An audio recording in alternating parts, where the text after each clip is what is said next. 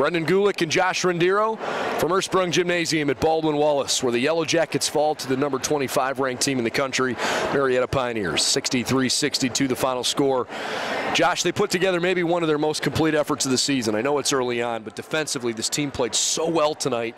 And yet, at the end of the game, a call that didn't go their way, whether or not it was the right call is certainly up for interpretation, but the fact is it was called with a second and a half left in a tie game. They gave up a free throw and still had a chance to win the game at the end. And today it just didn't really come together for them. And going back to that, not really a spot you need to be in to end the game. You have a 9-point lead going into the fourth quarter, but with a young team, this is something they can learn upon and really grow from as a whole group. Some mistakes made, especially with some inbounds pass where we saw turnovers and easy buckets to get Marietta back into the game. An interesting balance in our post-game interview with Sherry Harrer of both disappointment and yet optimism, because it never feels good to lose a one-point game and to lose your third game in a row, all three of them one-possession losses, and yet optimistic because this was easily their best performance in that three-game stretch. And she said point blank, if we play like this, we're going to be fine.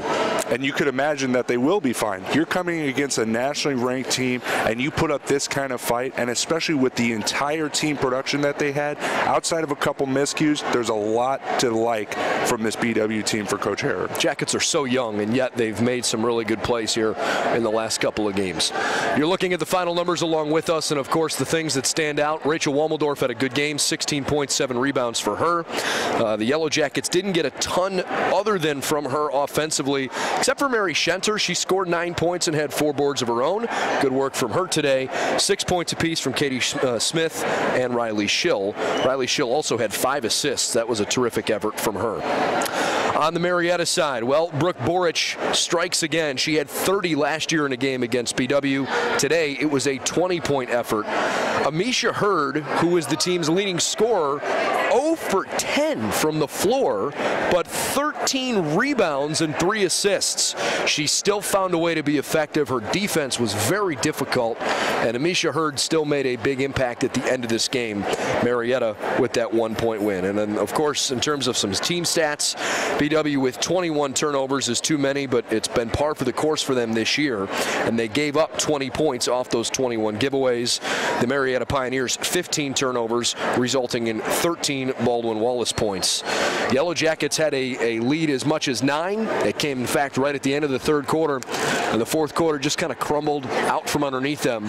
But I hope that they look at this effort and say, look, offensively, if we just don't turn the ball over in a couple places, we're not even in that position late in the game. And those turnovers come down to mental mistakes. We saw a very good game offensively and defensively, possibly the best all season, but these are mental mistakes that were made by a young team that is still learning, and that's on Coach Harrer to get in the film room with these young ladies and say, listen, we were in a great opportunity moving forward. Let's look for some opportunities moving forward, where we can capitalize on the mistakes we made. Well, the Jackets are playing 4 home games in a 5-game stretch.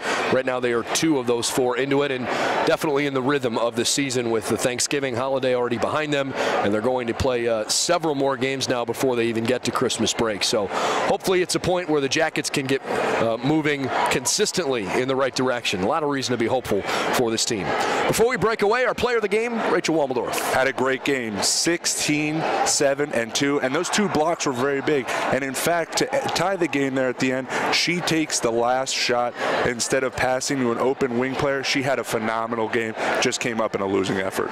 Jackets fall to 3-3. Marietta stays unbeaten. They are 6-0, but only 2 games into OAC competition. For Josh Rendeiro, I'm Brendan Gulick. We'll see you again here real soon from Ersprung Gymnasium.